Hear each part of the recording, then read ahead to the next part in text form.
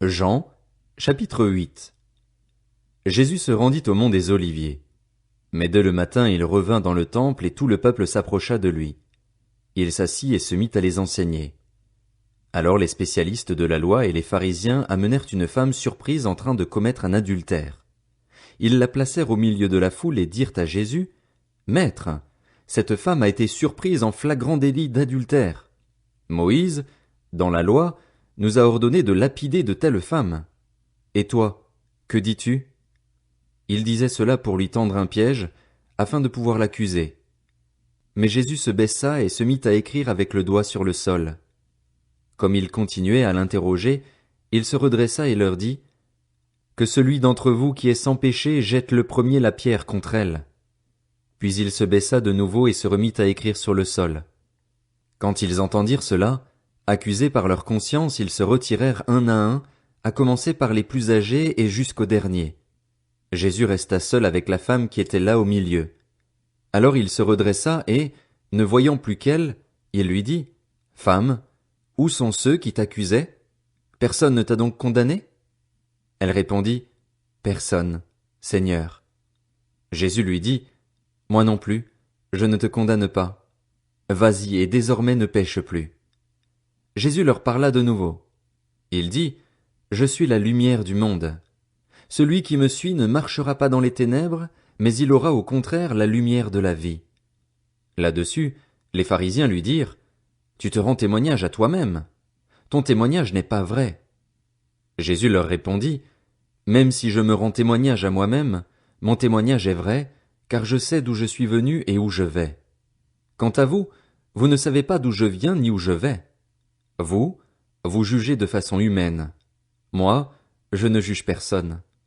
Et si je juge, mon jugement est vrai, car je ne suis pas seul, mais le Père qui m'a envoyé est avec moi. Il est écrit dans votre loi que le témoignage de 2 personnes est vrai. Or, je me rends témoignage à moi-même et le Père qui m'a envoyé me rend aussi témoignage. » Ils lui dirent donc, « Où est ton Père ?» Jésus répondit, « Vous ne connaissez ni moi ni mon Père. Si vous me connaissiez, vous connaîtriez aussi mon Père. » Jésus dit ces paroles alors qu'il enseignait dans le temple à l'endroit où était le trésor, et personne ne l'arrêta parce que son heure n'était pas encore venue. Jésus leur dit encore, « Je m'en vais et vous me chercherez, mais vous mourrez dans votre péché. Vous ne pouvez pas venir là où je vais. » Là-dessus les Juifs dirent, « Va-t-il se tuer, puisqu'il dit, « Vous ne pouvez pas venir où je vais ?» Il leur dit, « Vous êtes d'en bas, moi, je suis d'en haut. Vous êtes de ce monde, moi, je ne suis pas de ce monde. C'est pourquoi je vous ai dit que vous mourrez dans vos péchés. En effet, si vous ne croyez pas que moi, je suis, vous mourrez dans vos péchés. » « Toi, qui es-tu » lui dirent-ils. Jésus leur répondit, « Ce que je vous dis depuis le début. J'ai beaucoup de choses à dire et à juger à votre sujet, mais celui qui m'a envoyé est vrai, et ce que j'ai entendu de lui, je le dis au monde. » Ils ne comprirent pas qu'il leur parlait du Père. Jésus leur dit donc, « Quand vous aurez élevé le Fils de l'homme, alors vous reconnaîtrez que moi, je suis et que je ne fais rien de moi-même, mais que je dis ce que mon Père m'a enseigné. Celui qui m'a envoyé est avec moi, il ne m'a pas laissé seul, parce que je fais toujours ce qui lui est agréable. » Comme Jésus disait cela, beaucoup crurent en lui. Alors il dit aux Juifs qui avaient cru en lui, « Si vous demeurez dans ma parole, vous êtes vraiment mes disciples, vous connaîtrez la vérité, et la vérité vous rendra libre. » Ils lui répondirent, « Nous sommes la descendance d'Abraham et nous n'avons jamais été esclaves de personne. Comment peux-tu dire, vous deviendrez libres? » En vérité, je vous le dis, leur répliqua Jésus, toute personne qui commet le péché est esclave du péché. Or, l'esclave ne reste pas pour toujours dans la famille. C'est le Fils qui y reste pour toujours. Si donc le Fils vous libère, vous serez réellement libre. Je sais que vous êtes la descendance d'Abraham. Pourtant, vous cherchez à me faire mourir, parce que ma parole ne pénètre pas en vous. Je dis ce que j'ai vu chez mon Père, et vous, vous faites ce que vous avez entendu de la part de votre Père.